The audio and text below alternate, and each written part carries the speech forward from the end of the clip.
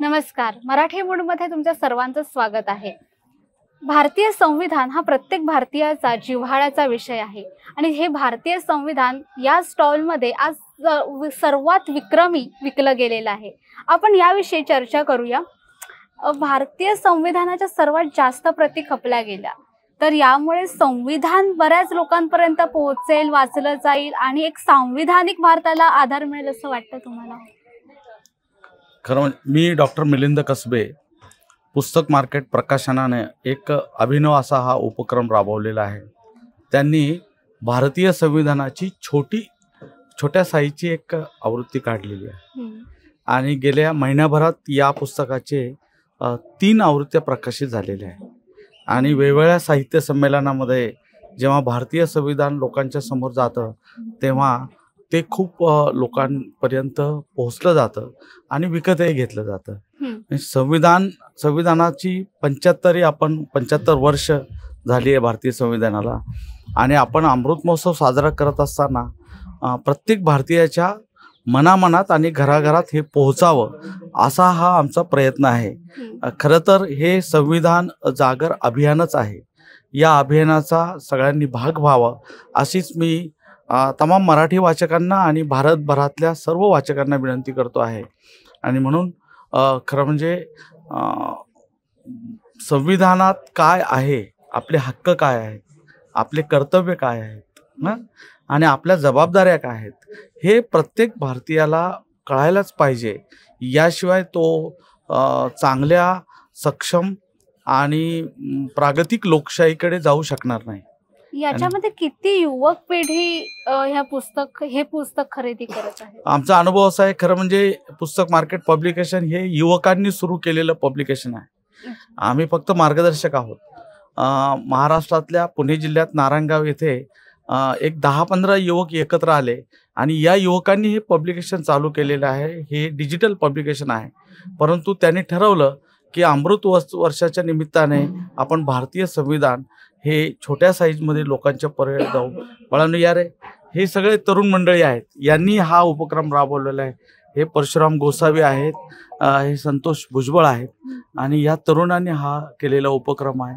तर तरुणाईला वाटतं की संविधान लोकांपर्यंत पोहोचावं, आपल्या सगळ्या लोकशाही मूल्यांचं रक्षण व्हावं असं तरुणांना वाटतं. आमचा अनुभव असा आहे की तरुण लोक येऊन हे घेऊन जातात. मला तुला विचारायला आवडेल की आजची तरुण पिढी वाचते किंवा वाचत नाही, हा एक मोठा प्रश्न सगळ्यांना असतो की आजची तरुण पिढी वाचत नाही. तर तू तरुण म्हणून काय सांगशील? नाही, आजची तरुण पिढी ही हार्डबुक वाचत नाही, पण आम्ही त्यासाठी काय केलंय की आम्ही जेव्हा प्रकाशन संस्था उभी केली तेव्हा जेव्हा चर्चा झाली तेव्हा हा महत्त्वाचा विषय होता की तरुण पिढीपर्यंत ज्ञान कसं पोहोचेल. त्यामुळे आम्ही काय केलं की सुरुवातीलाच आम्ही वेबसाईट तयार केली, आमचं ॲप्लिकेशन तयार आहे.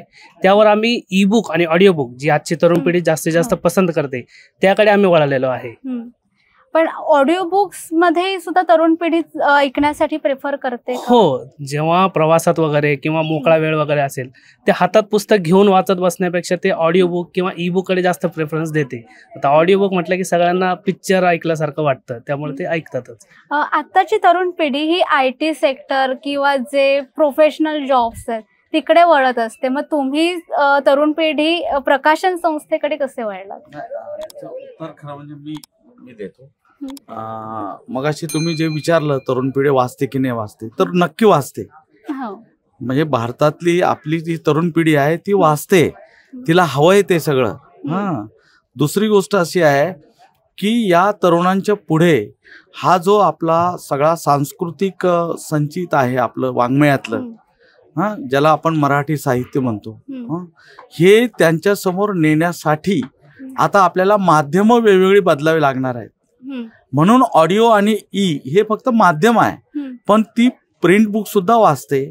आणि त्या पिढीच्या समोर हे जे आपल्या सगळ्या महापुरुषांनी सांगितलेले विचार आहेत, आपल्या संतांनी सांगितलेले विचार आहेत, आपल्या मराठीतल्या मोठ्या लेखकांनी मांडलेले सगळे विचार आहेत, हे तरुणांच्या पर्यंत जर गेले नाही तर हा सांस्कृतिक संचित जे आहे आपलं हे टिकणार नाही. म्हणून आम्ही वेगवेगळ्या माध्यमातून तो प्रयोग केलेला आहे. तरी माझा मगाचा प्रश्न आहेच की प्रकाशन संस्थेकडे तुम्ही वळलात कसे? नाही, तसं मी MA मराठी आहे, त्यामुळं सुरुवातीपासूनच माझा तसा कल साहित्याकडे होता.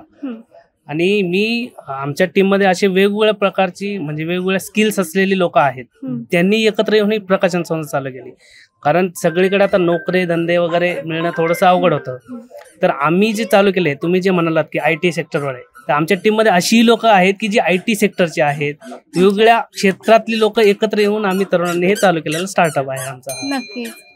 तुम्हाला सरकारकडून यासाठी काही मदत होते का, किंवा आता अभिजात भाषेचा दर्जा आपल्याला मिळालाय तर याचा काही फायदा होईल? नाही, भरपूर फायदा आहे त्याचा. आता शासनाचं जे तुम्ही म्हणालात त्या संदर्भात आम्ही महाराष्ट्र शासनाने अण्णाभाऊ साठेंचं जे चरित्र साधने हे झालेलं आहे, जे साहित्य त्यांचं प्रकाशित केलेलं आहे, तर त्याचं आणि ऑडिओचे जे काम आहे ते टोटल पुस्तक मार्केट पब्लिकेशनने अण्णाभाऊ साठे सगळं केलेलं आहे महाराष्ट्र शासनाच्या तर्फे. तर सरकारही आम्हाला थोडीफार सपोर्ट करत आहे त्याच्यात. नक्की. मराठी मुळशी तुम्ही संवाद साधलात त्याबद्दल धन्यवाद. थँक्यू.